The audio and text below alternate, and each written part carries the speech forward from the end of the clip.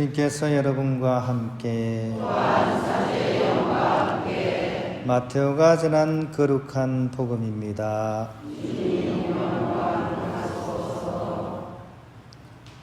그때 예수님께서 사도들에게 말씀하셨다. 아버지나 어머니를 나보다 더 사랑하는 사람은 나에게 합당하지 않다. 아들이나 딸을 나보다 더 사랑하는 사람도 나에게 합당하지 않다. 또 제 십자가를 지고 나를 따르지 않는 사람도 나에게 합당하지 않다. 제 목숨을 얻으려는 사람은 목숨을 잃고 나 때문에 제 목숨을 잃는 사람은 목숨을 얻을 것이다. 너희를 받아들이는 이는 나를 받아들이는 사람이고 나를 받아들이는 이는 나를 보내신 분을 받아들이는 사람이다. 예언자를 예언자라서 받아들이는 이는 예언자가 받는 상을 받을 것이고 의인을 의인이라서 받아들이는 이는 의인이 받는 상을 받을 것이다.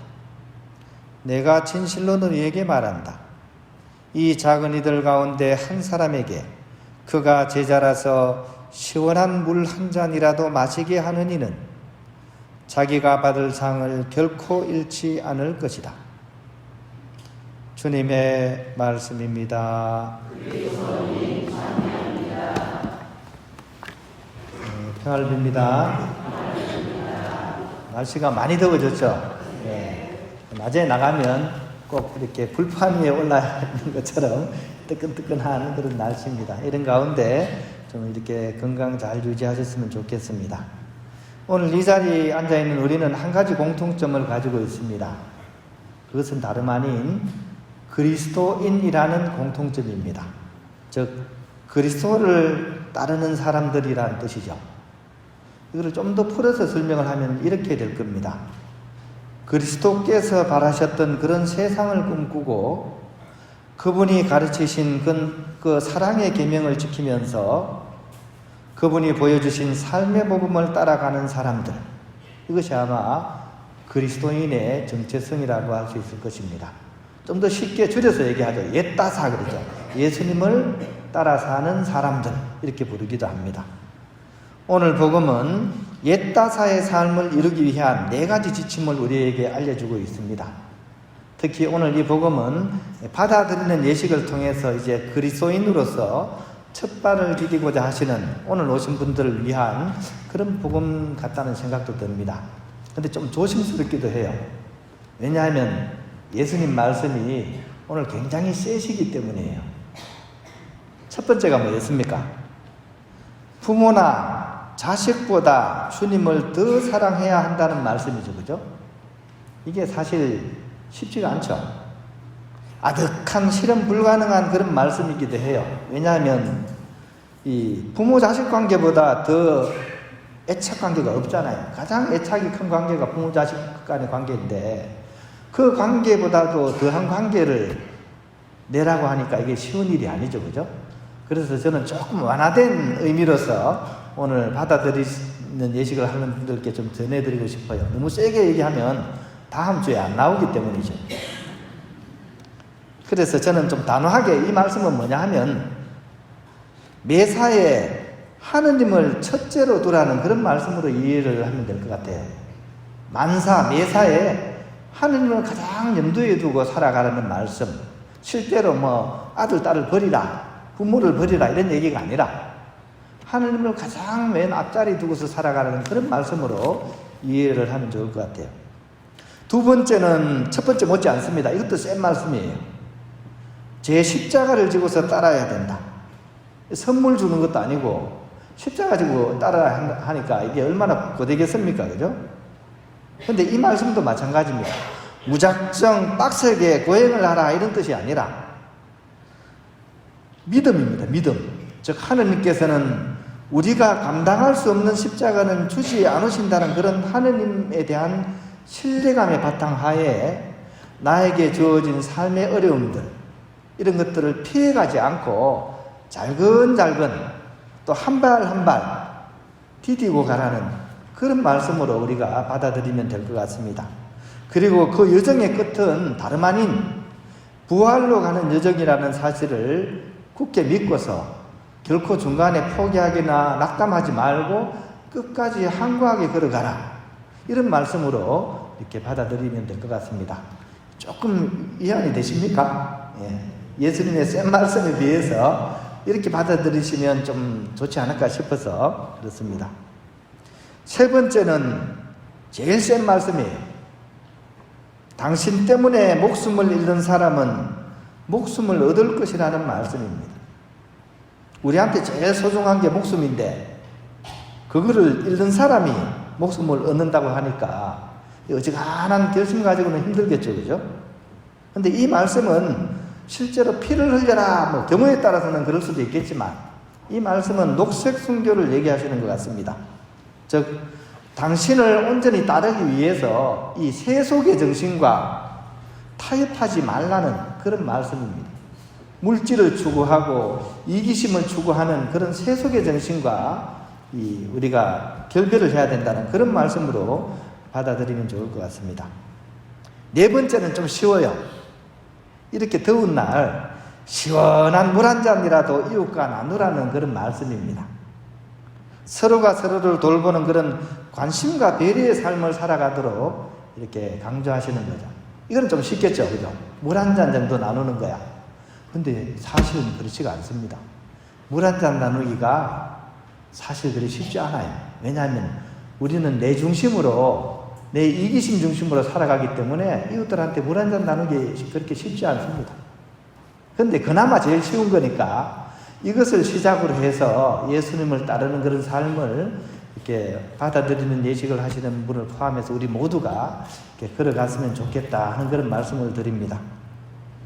이처럼 예수님을 따르는 삶은 머릿속 상상 또는 추상적인 그런 지식 또는 빈말을 주어 섬기는 말잔치가 아니라 구체적인 삶으로서 표출이 되어야 된다는 사실을 이 물 한 잔이 의미하고 있는 것 같습니다.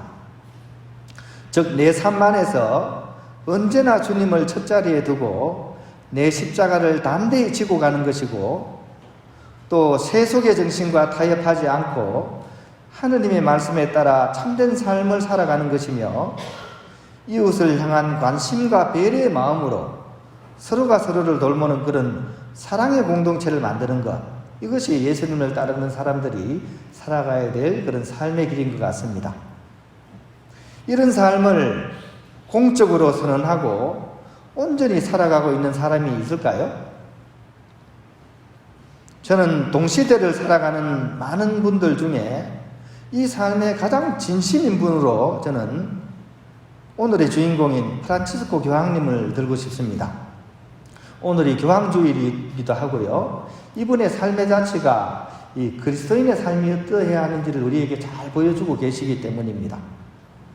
하느님께 온전히 봉헌된 그런 삶으로서 모든 그리스도인들을 주님께로 이끌려고 노력하는 그 연세 많이 드신 파파 프란치스코, 즉 우리 아빠 프란치스코, 이 교황님께 주님의 은총이 가득하시기를 우리 함께 기도드리면 좋겠고, 그분이 영육간에 건강하실 수 있도록 우리 다 함께 마음을 모았으면 좋겠습니다. 그리고 우리 또한 이 파파 프란치스코의 그런 당부를 마음에 새기면서 이분과 함께 행복한 그리스도인의 삶을, 그리스도인의 나라를 이 땅 위에 건설해 나가는데 최선을 다했으면 좋겠습니다. 교황주의를 맞아서 교황님이 우리에게 당부하신 10가지 계명이 있어요. 행복하려면 이렇게 하십시오라는 계명이 있습니다. 그 말씀을 마지막으로 전해드리면서 오늘 이 강론을 마무리하고 싶습니다. 이 파파, 즉 아빠 프란치스코가 이렇게 당부를 하셨습니다. 첫 번째로 인생의 태도에 관한 겁니다. 자신의 인생을 살라라고 우리에게 당부하십니다. 즉 남에게 간섭을 하거나 또 판단을 하거나 비교하지 말고 자신에게 주어진 인생을 충실히 살라는 거죠. 이렇게 하게 되면 타인의 인생도 존중할 수 있기 때문입니다. 그래서 이 두 가지가 맞물리는 겁니다. 자신의 인생을 살고 타인의 인생을 존중하는 것. 두 번째로는 이웃들에 관한 내용입니다. 이웃들의 말에 귀를 기울이고 또 타인을 험담하지 마라, 이런 권고를 주십니다. 우리는 타인들에게 무척 관심이 많죠, 그죠? 좋은 의미에서 관심이 아니라 뒷담화를 하거나 험담을 하는데 우리 관심이 많습니다. 그렇게 하지 말고 타인의 좋은 점에 주목하고 그들과 좋은 관계를 맺기 위해서 그들이 하는 얘기를 귀담아 듣고 좋은 관계를 맺도록 노력하라는 겁니다. 세 번째는 현대인의 삶에 관한 겁니다. 우리가 살아가는 이 세상은 소비주의 시대죠. 그죠? 모든 것을 소비하고 또 물질에 치중해 있는 삶입니다. 그러니까 그런 소비주의에 물들지 말고 오히려 내적인 마음의 평온을 유지하면서 특히 가족 간의 관계, 주말을 가족과 함께 보낼 것을 권고합니다. 천하 바빠도 주말만은 가족들과 함께 가족애를 나누는 시간을 가질 수 있도록 교황님은 권고하십니다. 모든 행복은 이 가정으로부터 나오기 때문입니다. 그 다음은 이제 젊은이들을 위한 겁니다. 우리는 이렇게 살고 있지만 미래는 젊은이들을 위한 시대입니다. 젊은이들을 위해서 우리가 지금 이 순간에 다 닦아 쓰지 말고 젊은이들을 위해서 배려를 하라는 겁니다. 그들이 살 수 있는 삶의 터전을 마련해 주라는 거죠. 직업적으로도 그렇고 환경 보존을 해서 그들이 잘 살아갈 수 있도록 우리가 지금 준비를 해줘야 된다는 거죠. 맨 마지막으로는 이 시대의 아픔에 대한 말씀입니다.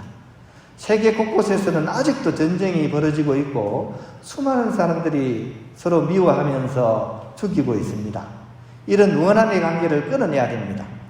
그래서 전쟁을 지향하고 평화를 위해서 우리 모두가 투신할 수 있도록 교황님은 권고를 하고 있습니다. 여러 가지 너무 많은 얘기를 해서 좀 여러분들이 좀 힘드실 수 있을 것 같은데 걱정하실 필요가 없습니다. 한 가지 행복은 다른 행복을 끌기 마련입니다.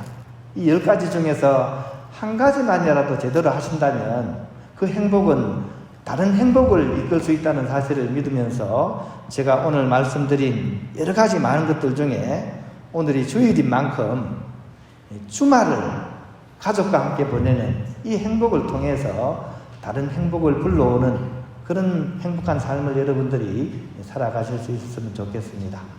다시 한번 받아들이는 예식을 통해서 예수님을 따르는 삶을 이렇게 살려는 분들께 잘 오셨다는 그런 축하와 축복의 말씀을 드리면서 우리 또한 함께 행복한 동행을 할 수 있도록 함께 기도 중에 기억하시면 좋겠습니다.